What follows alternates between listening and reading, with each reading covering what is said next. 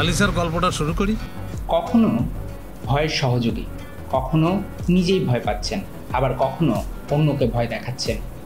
অভিনেতা মোশাররফ করিমকে এই তিন রূপে দেখতে পাওয়াটা সাধারণ দর্শকদের জন্য সত্যি এক অসাধারণ অভিজ্ঞতা, এবং সেই কাজটি অতি সহজে করে দেখিয়েছেন মোশাররফ করিম। হ্যাঁ, বলছি আধুনিক বাংলা হোটেল নিয়ে। আমার মনে হয় এরকম গল্প আপনি কোনোদিন শোনেননি। বাংলাদেশি ওটিটি প্ল্যাটফর্ম চরকি সম্প্রতি তাদের প্ল্যাটফর্মে মুক্তি দিয়েছে আধুনিক বাংলা হোটেল। মোট 3টি পর্বে এই অ্যান্থোলজি সিরিজটি সাজানো হয়েছে। প্রতি সপ্তাহে একটি করে প্রায় 3 সপ্তাহে 3টি পর্ব প্রচারিত হয়েছে।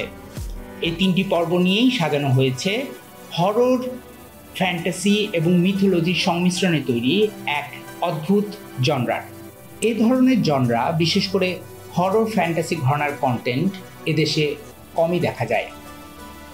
তবে আধুনিক বাংলা হোটেল সেই ঘাটতি অনেকটাই পূরণ করে দিয়েছে, এবং এই কন্টেন্টে মোশাররফ করিমকে তার অভিনয় সত্তার দিক থেকে সম্পূর্ণ সক্ষমতায় পাওয়া গেল আরেকবার।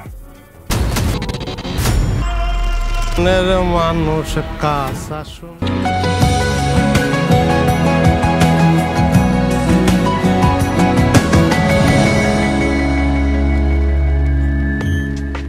আধুনিক বাংলা হোটেল মূলত 3টি পর্ব নিয়ে সাজানো।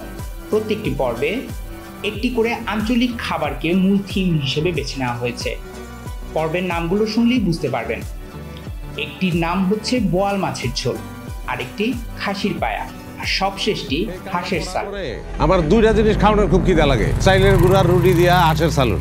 এই অ্যান্থোলজি সিরিজের ক্ষেত্রে গল্প খুবই গুরুত্বপূর্ণ ভূমিকা পালন করেছে। অনেকদিন পরে এমন একটি সিরিজ পাওয়া গেল যেখানে গল্পই আসলে সবাইকে তাড়িয়ে বেরিয়েছে। কীরকম? বিষয়টা হচ্ছে যে গল্পের ভেতরে আপনি ঢুকতে পারছেন কিনা, একজন দর্শক সে গল্পটাকে পুরোপুরি উপভোগ করতে পারছে কিনা। সাইকোলজিক্যাল যে হরর অথবা যে ফ্যান্টাসি অথবা বিশ্বাস অবিশ্বাসের যে দ্বন্দ্ব, সেটা আসলে একজন দর্শক ফিল করতে পারছেন কিনা, এই সবগুলো উপকরণই আছে আধুনিক বাংলা হোটেলে। মূলত ভিন্নধর্মী গল্প এবং অভিনয় শিল্পীদের দুর্দান্ত অভিনয়ের কারণেই আধুনিক বাংলা হোটেল উপভোগ্য হয়ে উঠেছে। তবে এই ভিন্নধর্মী গল্পকে যিনি পর্দায় নিখুঁতভাবে ফুটিয়ে তুলেছেন, সেই পরিচালক কাজী আসাদকেও ধন্যবাদ দিতে হয়। ধন্যবাদ পাবেন গল্পকার শরীফুল হাসানও। এবার আসা যাক আধুনিক বাংলা হোটেলের অভিনয় শিল্পীদের বিষয়ে। এক্ষেত্রে স্বাভাবিকভাবেই শুরুতেই আসে মোশাররফ করিমের প্রসঙ্গ।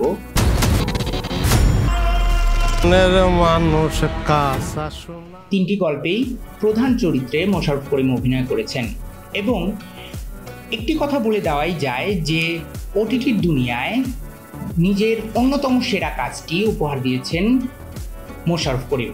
অন্যান্য চরিত্র যেমন শিক্ষকের চরিত্রে গাজী রাকায়েত, বোর্ডিং ম্যানেজারের চরিত্রে সালাউদ্দিন লাবলু, গ্রামীণ নারীর চরিত্রে সাধারণ একজন সাধাসিধে গ্রামীণ নারীর চরিত্রে শিল্পী সরকার অপুর অভিনয় ছিল নজর কাড়া।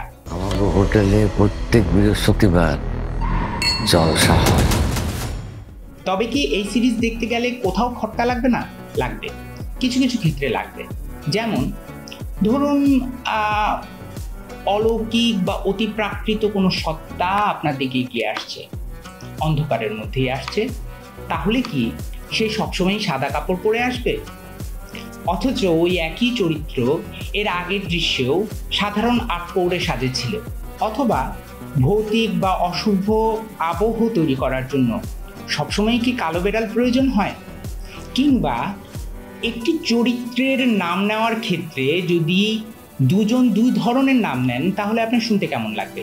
আপনারে বলেছিলাম না স্যার যে এই দিঘিতে মানুষের সাইজের মাছ পাওয়া যায়। যদিও আপনি যদি বাংলাদেশের অন্যান্য সাইকোলজিক্যাল হরর বা হরর ফ্যান্টাসি ঘরানার অন্যান্য কন্টেন্টের সাথে আধুনিক বাংলা হোটেলকে তুলনা করেন, তাহলে এই ধরনের ত্রুটি আসলে খুবই কম। সেক্ষেত্রে আধুনিক বাংলা হোটেল দেখা যেতেই পারে। আধুনিক বাংলা হোটেলের সব পর্বই কি তাহলে দেখার মতো? অবশ্যই দেখতেই পারেন, সময় নষ্ট হবে না। তবে হ্যাঁ, গুড বেটার বেস্টের অপশন থাকতেই পারে। সেক্ষেত্রে বোয়াল মাছের ঝোল অবশ্যই গুড। তোমার মায়ের হাতে বোয়াল মাছের ঝোল খেতে এতটা পথ পাড়ি দিয়ে আসা যেতেই পারে। খাসির পায়া বেটার, আর হাঁসের সালুন জাস্ট বেস্ট। আমার দুইটা জিনিস খাওয়ানোর খুব খিদা লাগে, চাইলের গুঁড়ার রুটি দিয়া আঁশের সালুন। তাহলে আজকে ভয় পেতে হলে একটু দেখবেন নাকি আধুনিক বাংলা হোটেল, সময় নষ্ট হবে না, গ্যারান্টি।